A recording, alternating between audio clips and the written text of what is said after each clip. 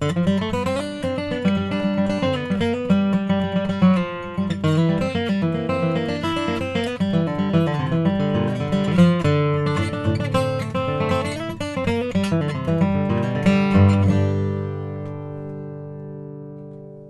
this is Scott Nygaard, Senior Editor for Acoustic Guitar, and I'm here with the Collings D1 AV, a dreadnought with an Adirondack spruce top and Honduras mahogany back and sides.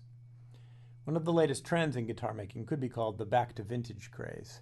Nearly every guitar company has a vintage or traditional line these days, but Bill Collings has been making vintage-inspired guitars for more than 35 years, and we decided it was time to take a look at one of the pioneers of this traditional trend.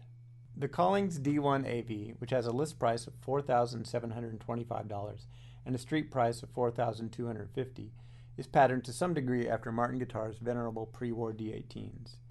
In addition to its 18-style combination of spruce and mahogany, the D1 AV has an ebony fretboard and bridge, bone nut and drop-in saddle, and scalloped X-bracing. The relatively austere D1 AV, with its simple pearl dot inlays in the fretboard, minimal tortoiseshell-style body binding and pickguard, and squared-off peghead adorned only with the Collings logo, will definitely appeal to vintage guitar fans and those who have developed an aesthetic sense that values simple and clean lines and flawless construction. The V in the model name stands for Collings' Vintage Now neck and saddle dimensions. The nut width is 1 3/4 inches, and the string spacing at the saddle is 2 1/4 inches. The profile might feel a little chunky to those accustomed to fast, modern fretboards, but normal-size hands should adjust to it easily. And if you prefer a little more heft to your neck, you'll love its compromise between vintage girth and contemporary playability. The Martin D28 has become the standard-bearing bluegrass guitar, but mahogany dreadnoughts are often preferred by anyone interested in flat-picking fiddle tunes or bluegrass leads, as well as pounding out driving rhythm. A few strums on the D1 AV will give you a pretty good idea of why. The D1 AV is what is known in bluegrass parlance as a cannon or banjo killer. In other words, it's loud. The D1 AV's low end is fat and aggressive, but not too boomy, which is another advantage of mahogany over the rosewood used in D28s.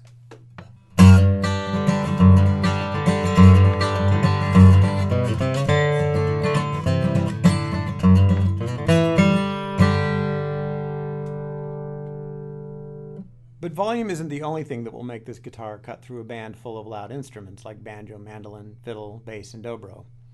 Collings seems to have engineered the tonal spectrum of the D1 AV specifically to be audible in a band, but still maintain mid-range warmth and high-end sparkle.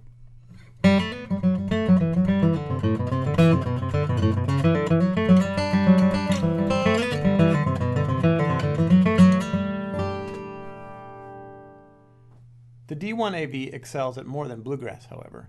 Single-note lines up and down the fingerboard have a rich tone under just about any kind of attack. The slightly wide string spacing at the bridge will make it attractive to guitarists who flat pick and finger pick, and the balanced sound and ringing warmth will make it right at home with more contemporary sounds that include lush chords and voice leading.